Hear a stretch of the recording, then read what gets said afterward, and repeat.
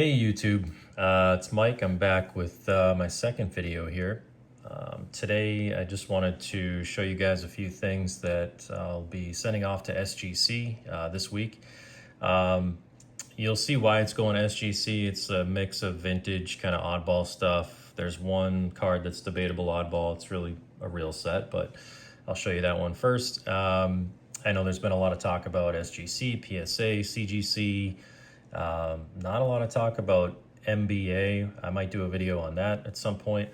Yeah, I mean, I'm sticking with SGC for this type of stuff, especially for now. You know, I want it back quickly. I like the way it looks in their holders. If I decide to move it in the next few years, 5 years, whatever, I don't think I'm going to have any problem doing that. It's not really going to impact, you know, the value or what I get back or how I like to look at my cards or anything like that. So for this stuff, I'm going to stick with SGC. It's just a handful of things here. I'll go through them pretty quickly, and let me know what you guys think in the comments about sending this stuff out to SGC or just what you think about any of these cards here. So first one, this is a 1941 double play. You've got Lefty Grove and Bobby Dorr. We got two Hall of Famers here, teammates. I posted this card and a little bit more about it on my Instagram page if you want to take a look. That's also vintage and Olerud a few weeks back. But anyway, I think this one's pretty sharp, you know, pretty well centered too. I like this card. They don't have anything on the back, as you probably already know. But yeah, really cool cards. Tough to find in really good shape. And the prices are kind of all over the place. I got a decent deal on this at my local card shop, so happy to have it. I just want to have it protected. I don't know, maybe it gets a 4 or a 5, which I think is still a pretty solid grade for this card. Decent corners, a little bit of wear here on the bottom right, but again, well-centered, good edges, good registration, no paper loss, you know, nothing like that, no creases. So, you know, I'm pretty confident with this one. So that's the first card that'll go off. So now into some more oddball stuff. Again, that card's like from a real set, but kind of oddball, maybe. I don't know. This one is a 1950s Hub apparel. They were out of Boston, and Ted Williams had a deal with them. They paid him to endorse, you know, their products and things. But anyway, this was sort of like a coupon that they put out, and you can see at the bottom it says this entitles you to a free autographed picture of Ted Williams. You know, I guess if you cut that off and you turned it in, maybe you had to buy something, you know, right? This one here is talking about the Stay Dry rainwear that they have, right? And it's got a facsimile autograph on here. He's swinging the bat. The backside kind of similar, but it's here for you to fill out your information if you want that autograph piece returned to you. This one still has the string on it, which is pretty cool, and SGC does slab these. I've seen them out there. I've also seen what I think is the redeemed autograph pictures that you would have received back had you sent one of these in. I don't think those are real autographs. I think they're facsimile.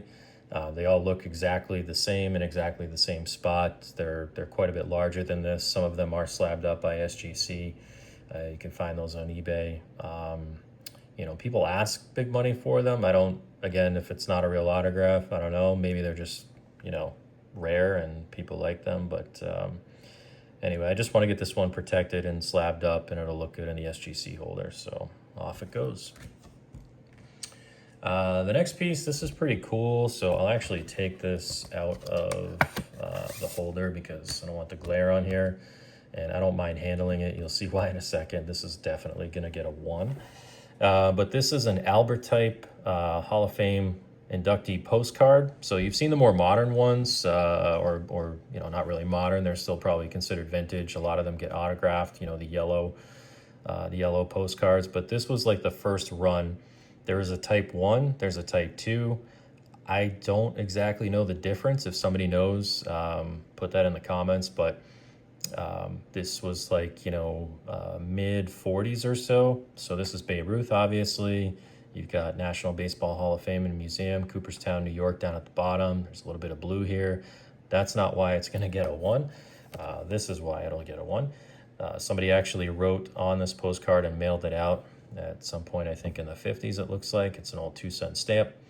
But you can see the lettering. If I zoom in there, maybe it focuses, right? So Albert type postcard, New York. Again, I've looked at the type 1, type 2 as designated by PSA slabs, and I'm still not totally clear on the difference. So if somebody knows, throw that in the comments, let me know. But I just want it protected. You know, again, don't expect any high grades here. So it's not an overly expensive item, or expensive at all, really.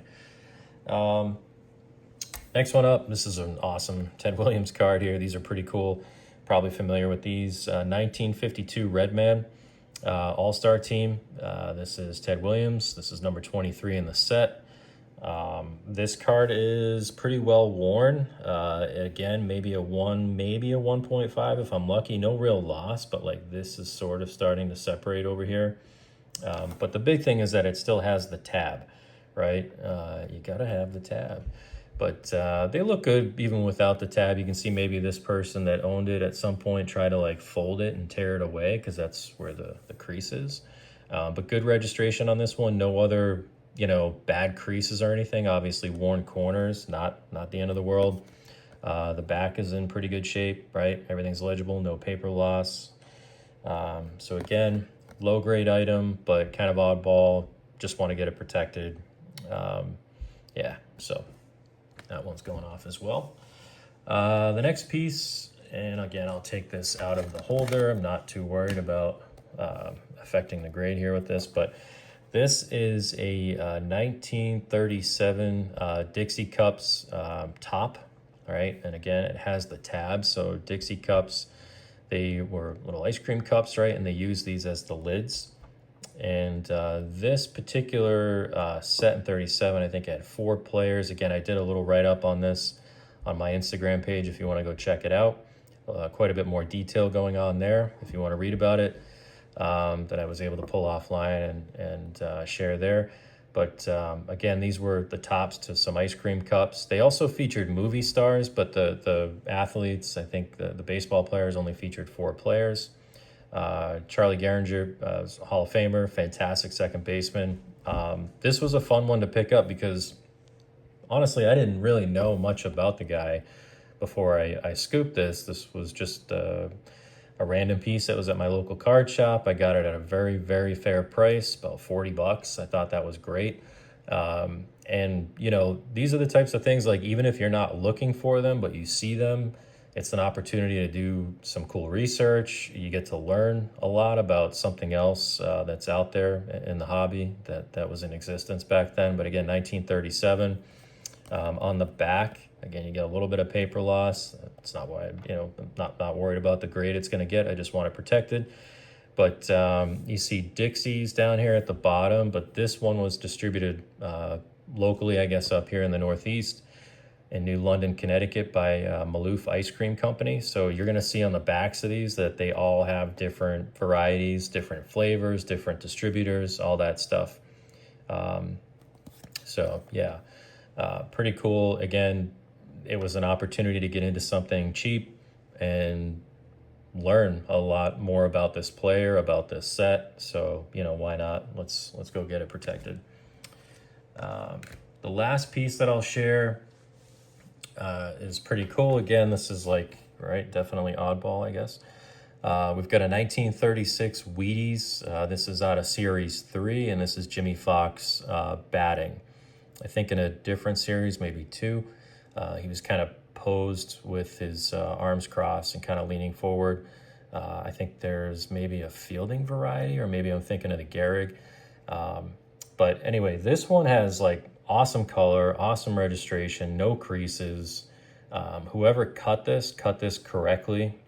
Sometimes you'll see these cut and the frame is just gone. They would cut around this closest edge. So whoever cut this, cut it correctly. It's in great shape. A little bit of light staining here on the back. I'm not really worried about that. Maybe it gets a 2 or a 3. Like really any number grade at all is pretty satisfactory here. But I think it's got a shot at better than a 1 or a 1.5, or maybe even better than a 2. Because again, no creases, no paper loss.